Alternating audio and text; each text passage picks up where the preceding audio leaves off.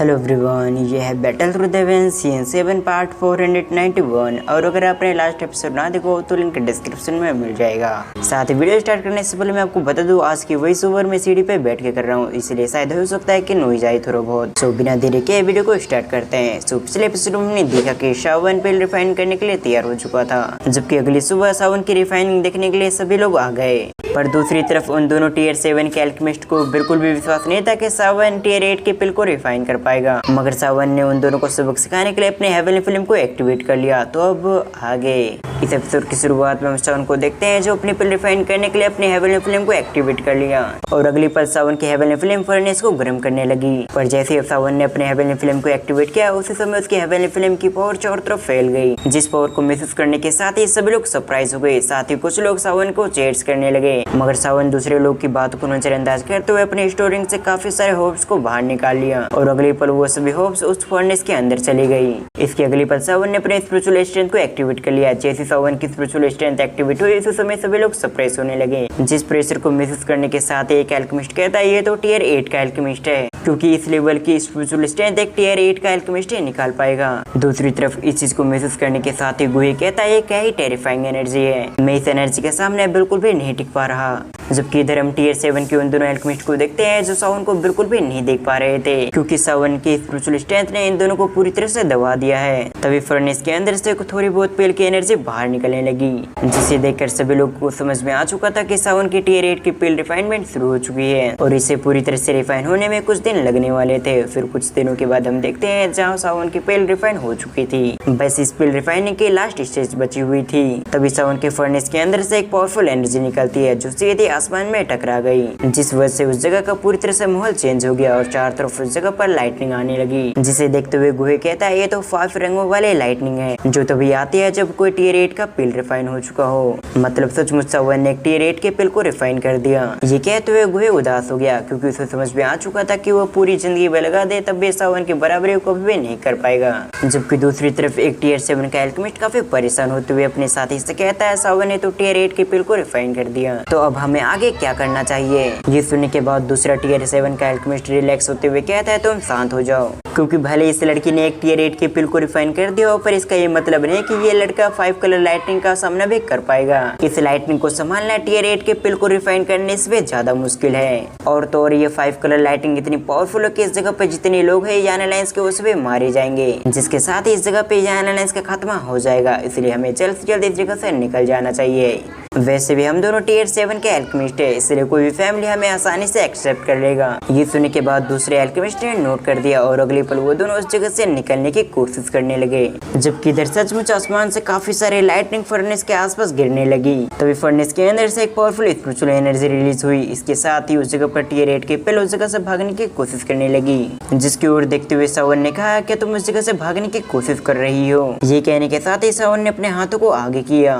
दूसरी तरफ आसमान के अंदर सभी लाइटनिंग कंबाइन होते हुए एक स्पिरिचुअल ड्रैगन में कन्वर्ट हो गया, जो पूरी तरह से लाइटनिंग से बनी हुई है। तभी उस लाइटनिंग ड्रैगन ने सावन की ओर देखते हुए एक पावरफुल रोर किया, जिस वजह से उसके आसपास की लाइटनिंग काफी तेज हो गई, जो देखकर आइस एम्पर को लग रहा था कि उन्हें आगे बढ़ना चाहिए। इसी के साथ वो आगे बढ़ने की कोशिश करने लगे, पर तभी उनकी नजर सावन पे पड़ी, जो ड्रैगन की ओर देखते हुए एक स्माइल कर रहा था। इसलिए आइस एम्पर को समझ में आ चुका था कि सावन इस लाइटनिंग ड्रैगन को संभाल लेगा। सिंसेप्ट को लाइटनिंग ड्रैगन पे आ गया, जो सावन की स्माइल को देखकर काफी भड़क गया, इसलिए काफी स्पीड में सावन को मारने के लिए उसकी ओर बढ़ने लगा।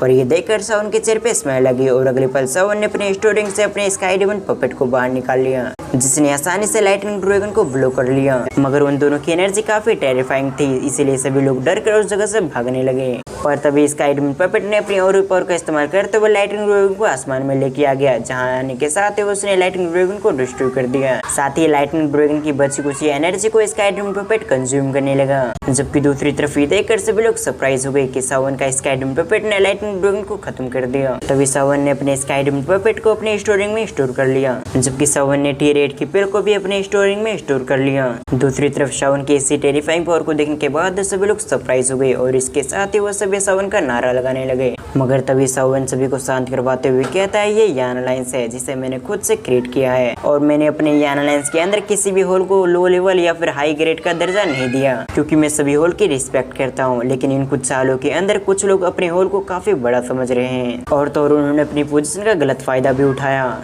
जो सब कुछ काफी सीरियस क्राइम है। इसलिए मैं उन सभी कचरों को खत्म करना चाहता हूँ ताकि पिल होल या फिर यान अलायंस के अंदर फिर से कोई कचरा ना आ पाए। ये कहने के साथ ही सावन अपनी जगह से डिसअपीयर हो गया, जबकि वो दोनों टीयर 7 के अल्केमिस्ट ये देखने के साथ ही काफी परेशान हो गए। इसलिए जल्दी से उन्होंने इस जगह से निकलने की कोशिश की, लेकिन उससे पहले सावन उनके सामने आ गया। ये देखने के बाद तो दोनों टीयर 7 के अल्केमिस्ट काफी डर गए, पर उन्होंने किसी तरह से अपने आप को शांत करते हुए सावन से कहा, तुमने हम पर काफी झूठा आरोप लगाया है, इसलिए हम तुम्हारे लिए बिल्कुल भी काम नहीं करेंगे। ये कहते हुए वो दोनों उल्टा सावन पे भड़कने लगे और आखिरी में उन्होंने सावन से कहा, तुम जानबूझ के हमें परेशान करने की कोशिश कर रहे हो, इसीलिए अब हम तुम्हारे यान अलायंस के लिए कोई भी पिल रिफाइंड नहीं करेंगे, साथ ही हम तुम्हारे यान अलायंस को छोड़कर अभी जा रहे हैं। दूसरी तरफ इन दोनों की बातों को सुनने के बाद सावन इन दोनों से कहता है, तुमने यान अलायंस को रूल्स को तोड़ा है, पर अपनी गलती को एक्सेप्ट करने की जगह तुमने मुझे धमकी देने की कोशिश की।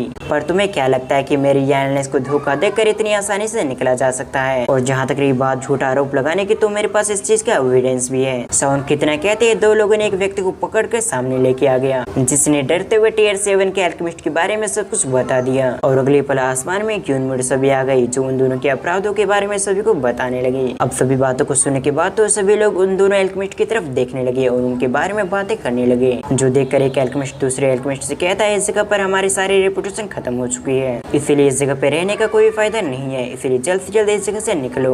ये कहने के साथ ही वो दोनों उस जगह से निकलने की कोशिश करने लगे, पर सावन के रहते हुए इतना आसान नहीं होने वाला था। फिर सीन शिफ्ट होकर सावन पे आ गया, जो बिल्कुल शांत खड़ा होते हुए सभी से कहता है, अगर मैं तुम दोनों को जाने देता हूँ तो फिर से मेरे यान अलायंस के अंदर गद्दार पैदा होने की कोशिश करेंगे, क्योंकि उन्हें लगेगा कि उन्होंने कोई गलती कर भी दी तब भी वो अलायंस को छोड़कर इस जगह से अपनी सारी गलती को माफ कर सकते हैं। इसीलिए मुझे अपने रूल्स को बरकरार रखने के लिए तुम दोनों को खत्म करना होगा। ये कहने के साथ ही सावन ने उन दोनों टीयर 7 के अल्केमिस्ट पे काफी प्रेशर डालने लगा, जिस वजह से वो दोनों अल्केमिस्ट अपनी जगह पर रुक गए। तभी सावन ने उन दोनों को फोर्सफुली पीछे लाते हुए जमीन पे पटक दिया, जिससे वो दोनों अल्केमिस्ट काफी डर गए। तभी एक अल्केमिस्ट हिम्मत दिखाते हुए कहता है, हम दोनों टीयर 7 के अल्केमिस्ट है, इसीलिए मैं जानना चाहता हूँ आखिर तुम्हारे क्लैन के रूल के हिसाब से हमें कौन सा पनिशमेंट तुम दोगे। ये सुनने के बाद सावन ने भी कहा, तुमने एक छोटी मोटी गलती नहीं की, बल्कि तुमने काफी बड़ी गलती की है, जिसकी सजा भी बहुत बड़ी होगी। ये कहने के साथ ही सावन ने अपने कुछ गार्ड को बुलाकर उन दोनों को अरेस्ट करवा लिया। फिर सावन गुहे की ओर पलटते हुए कहता है, गुहे अब तुम्हारी बारी, भले तुमने इनका साथ ना दिया हो, पर फिर भी तुम पिलहोर के चीफ हो, इसलिए ये तुम्हारी जिम्मेदारी बनता था कि तुम इन लोगों को अपने कंट्रोल में रखो, लेकिन तुम ऐसा नहीं कर पाए, इसीलिए कहीं न कहीं तुम्हारी भी इसमें गलती है, जिसके चलते मैं तुम्हें होल चीफ से हटाकर डिप्टी होल मास्टर बनाता हूँ और ओल्फामा में आपको होल चीफ की पोजीशन देता हूँ। सावन की बातों को सुनने के बाद उन दोनों ने सावन की बातों को एक्सेप्ट कर लिया। इधर सावन अपनी बातों को कंटिन्यू करते हुए कहता है, अब पनिशमेंट की बात हो चुकी है तो अब रिवॉर्ड की बात कर लेते हैं, क्योंकि इन कुछ सालों में यान अलायंस काफी अच्छे से परफॉर्मेंस किया है, जिसके चलते यान अलायंस पहले से काफी पावरफुल हो चुका है, जिसके पीछे काफी सारे अल्केमिस्ट भी है। ये कहने के साथ ही सावन ने अपने स्टोरिंग से एक स्क्रोल को बाहर निकाली। तभी सावन फिर से ओल्फामा और गुहे की ओर देखते हुए कहता है, इस स्क्रोल के अंदर एक एंशिएंट मेथड लिखी हुई है, जिसकी मदद से कोई भी अल्केमिस्ट अपनी सोल को ट्रेन करते हुए टीयर 8 के अल्केमिस्ट बन सकता है। सावन की इन शब्दों को सुनने के साथ ही ओल्फामा और गुहे सरप्राइज हो गए। बाकी के अल्केमिस्ट भी सावन की इन बातों को सुनने के बाद सरप्राइज हो गए, क्योंकि ये बात इस जगह पे मौजूद कुछ अल्केमिस्ट को मालूम था कि एंशिएंट टाइम में ऐसे मेथड होते थे जिससे सोल को भी ट्रेन किया जा सकता है, पर इस बात को काफी साल बीत गए थे, इसीलिए इन अल्केमिस्ट को इस एंशिएंट मेथड के बारे में ज्यादा कुछ मालूम नहीं था। क्योंकि आज काफी सालों बाद उस मेथड को फिर से देखकर सभी लोग सरप्राइज और काफी खुश लग रहे थे। दूसरी तरफ सावन उन सभी के एक्सप्रेशन को देखते हुए उसके चेहरे पे स्माइल आ गई। तभी सावन ने उन सभी अल्केमिस्ट की तरफ देखते हुए कहा, अगर आपको ये मेथड चाहिए तो आपको हमारे होल के लिए काफी अच्छे से काम करना होगा, उसके बाद ही आपको ऐसे मेथड दिए जाएंगे जिसका इस्तेमाल करते हुए आप टीयर 8 के अल्केमिस्ट भी बन सकते हो।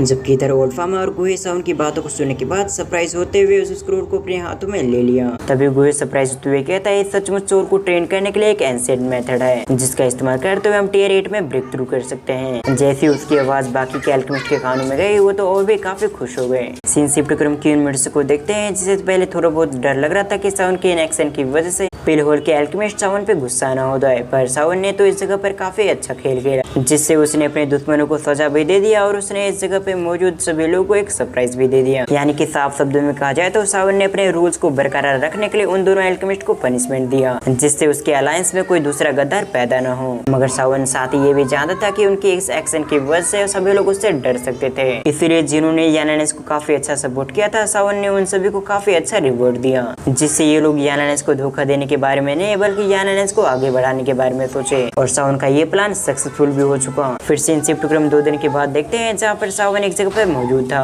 और उसके सामने क्वीन मिर्जा और जाओजो भी मौजूद थी।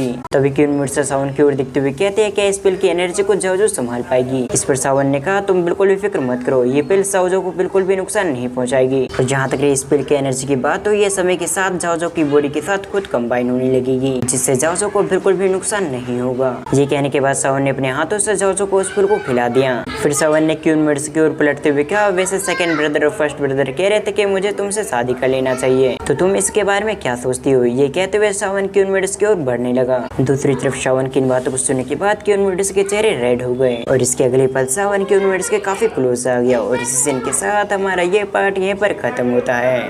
आपको ये वीडियो कैसी लगी आप मुझे कमेंट करके जरूर बताएं। और अगर आप इस सीरीज का नेक्स्ट पार्ट देखना चाहते हैं तो इस वीडियो पे 1K लाइक कंप्लीट करें। सो वीडियो को फुल वॉच करने के लिए थैंक्स फॉर वॉचिंग।